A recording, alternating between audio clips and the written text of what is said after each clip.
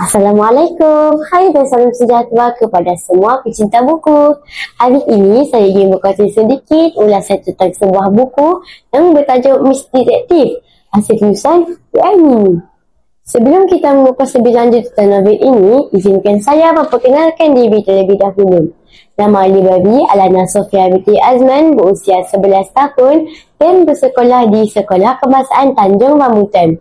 Novel yang bertajuk Miss Detektif ini sangat menarik minat saya kerana gaya bahasa yang digunakan oleh penulis cukup kemas dan teratur.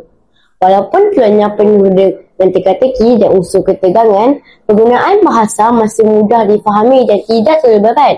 Penulis bijak menggunakan unsur humor dan gaya percerbitaan yang bersahaja menjadikan pembacaan lebih santai dan menyeronokkan.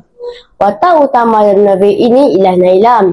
Semuanya bermula apabila Naila menerima sepucuk surat yang dari lelaki misteri bertopeng musang bernama Calypso. Surat itu mengandungi 2 keping gambar dan kod rahsia untuk dibungkaikan, seolah-olah memberi amaran dan arahan agar Naila mencari kebenaran di sebalik kebakaran yang terjadi 10 tahun dahulu.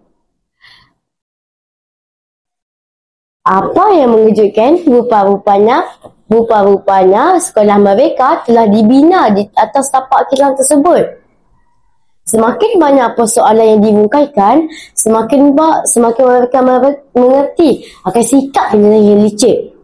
Penulis juga memasukkan unsur mistik dari alam lain. Malah, di penghujung cerita, penulis memberikan kejutan dengan menukarkan plot cerita. Individu yang dianggap kakak kandung oleh Naila rupa-rupanya dalang di sebalik semua kisah misteri ini. Jika rakan-rakan ingin mengetahui kandungan cerita dengan lebih mendalam, saya galakkan rakan-rakan untuk segera mendapatkan buku novel ini. Kesimpulannya,